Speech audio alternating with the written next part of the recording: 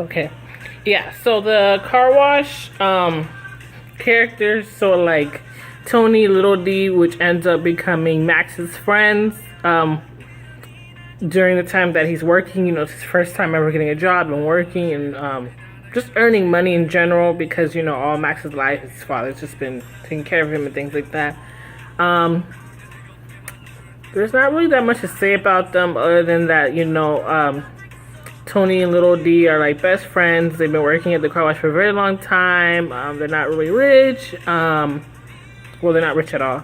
And they, one of them, I think it was Tony. He's the one who was out of jail and things like that. Like, he kind of messed up his life, and so, but he's back on track now, which is working at the car wash, things like that. A lot of people that work at the car wash are people who did things wrong or have a bad past, and they're trying to rebuild their past or rebuild their future and start over again. But that's really it for the car wash scene. It wasn't that big. Matt and Frank. So I'll talk Frank first. Frank is Kevin's best friend. Well, best friend in terms of, like, you know, he wasn't there when during the Kaylee times and all that, or when Max was born and things like that. But when he got hired to be Kevin's head of security, you know, they started to grow a friendship. And Frank, he's very serious with Max. Before Jackie showed up, he was kind of like a father figure to him. He will always check up on him every now and then and things like that. He's like the guy that, you know, like, he's always behind the scenes and he always got your back. He was there for Max when Jackie left. He supported him looking for Jackie, although he didn't like going behind Kevin's back. He's very loyal to the family. I was thinking for this series, for the Finding Dory, to have him make a love interest, but it was just so many things going on that I was just like, no. I want to do that. I also thought about making Matt gay, but I was just like, no, I don't really like certain characters and certain scenes or personality traits. I try my best when I'm writing them to make it be organic. Like, as I'm typing, to me, I feel like when I'm writing a character, like, their traits and personality just comes. And I don't want to, like, pre-plan it or force it. So I didn't do that with Matt and Frank. So yeah, Matt, he's like, when he comes in, he's like a rookie at the time. He's a rookie, and he becomes Jackie's guard for a little bit. And then, you know, Jackie kind of gets him to be like, hey, you know, I want to go meet Janet and, like, get this, you know, meet that girl because she messed with my man and my man's money and, you know, all this other stuff. So, you know, Matt is very unlike Frank, who's very serious, like, nope, like, he's very diligent about keeping people safe in his job. Matt, he gets a little pranked on and takes very sensitive. And also I would say him and Max have a more close relationship in terms of, like, because Matt is younger than Frank, so they kind of have this brother bond going on and things like that. And since he's in lower ranks in terms of, like, security, he's kind of, like, pushed aside. But he eventually, you know, gets up there with Matt. I mean, not with Matt, but with Frank. I think that's it. Okay, so now I'm going to be talking about my favorite scenes, important scenes, and then next I'll go on to themes.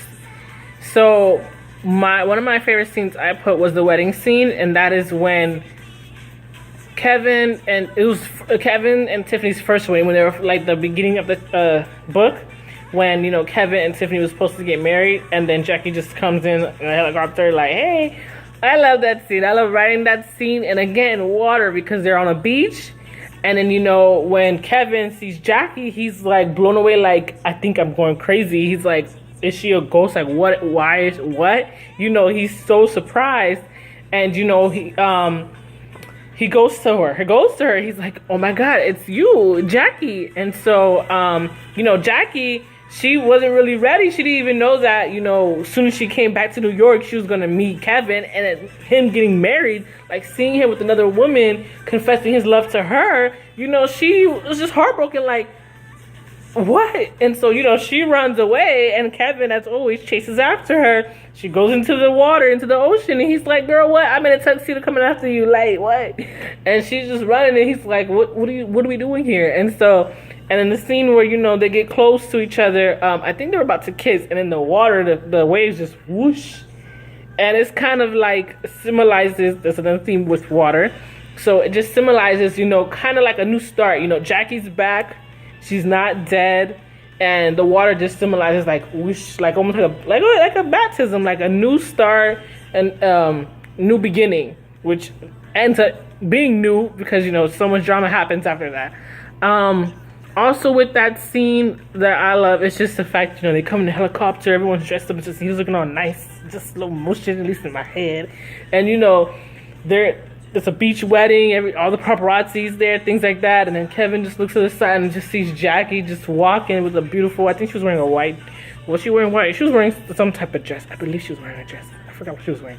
Anyway, she was looking beautiful, just coming down the beach. And he's just like, what? So, yeah, I love that scene. What else happened at that scene? Yeah, so he's running after her, things like that. Okay, I guess I should talk about, let me see if okay, yeah, so I never intended Jackie to die. So from transitioning from the paid mother to Finding Dory, I never wanted her to die. I thought about it, like part of me thought about like, what if she literally died? And I was just like, no, I can't have that because I love her too and I didn't want her to die. So, I mean, technically, if you read from the last chapter of the Paid Mother, you know, she didn't really like say she was dead or anything. Although I did write it to make it sound like she was dead, because hello, it's a letter from her, then there's a vase, like an urn, you know, of ashes. So, you know, you would like, what? It made sense that she died, but that was part of my plan. I wanted you guys to think that she was dead. I was so proud of myself for writing that. I'm sorry. Like, I was proud of myself. Yeah, I love that scene. Just writing it in the song. I wish for Wattpad, when you have music, you can play it in the background. So, I don't know if you guys know this app called Webtoon, which is basically similar to Wattpad except for like just artists, like for comic and manga artists who want to get their stuff out there. People who like to draw and things like that. Oh shit. Okay, sorry. I gotta fix that.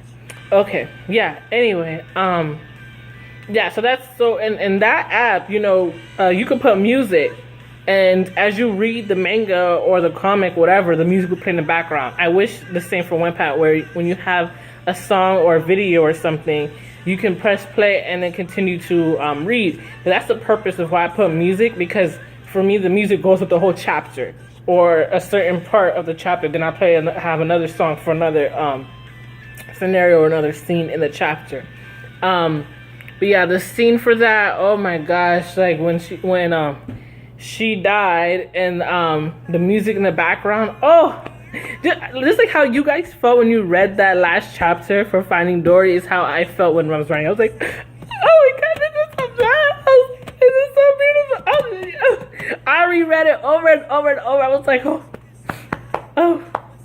That's why I was like, she can't die. I cannot leave it like this. I have more stories to tell with these people. No, so I didn't do that. But yeah, that's another good scene for the Finding Dory. Okay, so next is the fight scene. I want to go in order. I wrote these like out of order. So let's do. I'm thinking. Okay, yeah. So thinking Jackie died. Yeah, that goes with what I just said. Okay, the face scene. I love that scene. So after thinking, you know, Kevin thought Jackie was dead. You know, she comes back, things like that, and you know, Kevin started having kind of obsession.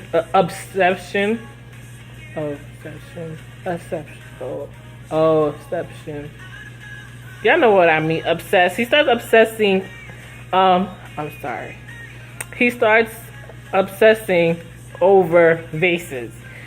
He starts collecting them and things like that. And so, you know, finding out Jackie's alive, because he will buy one every time it's her birthday, every year. So, you know, finding that she's alive, and this whole time he was grieving, you know, the process of grieving for a person you love, seeing that they're dead, getting over it. Then you find this new person, and then it just took him out. And so that scene where he comes home after from being in the hospital, and he slams and breaks all those vases, and he's like, what have I been doing with my life? I've been living here, you know, honoring your memory, what you've done for me and my family, but you're alive. So now I know you left me. You basically left me. And that's how Kevin looked at it. Like, you chose to leave. You didn't fight for me. You didn't come back for me. You didn't come back for me. And Max, you left us. Like, you left us. So it's like now, like, to him, he thinks like, you should just died. You should just died. I was about to move on. You should just been dead. Like, now you come back, and it's like, what? And so he's just so hurt from that. So, you know, he breaks all the vases and just, you know, just destroys all of them. And Max is outside there hearing everything, and he's hurt because he didn't think that bringing her back will do this to his father and cause this much pain. You know, he was thinking like, oh, Jackie comes back, kind of like, you know, Disney lover boy. He thought, you know, she'll come back. He's there, Jackie, Kevin, mwah, boom, bye. You know, exposes Tiffany and Alex. They're out the picture, and he's like, yay, we're all a big happy family. That's what Max was thinking. But, you know, that didn't happen. Okay, so I'm going to stop this and talk about another important scene.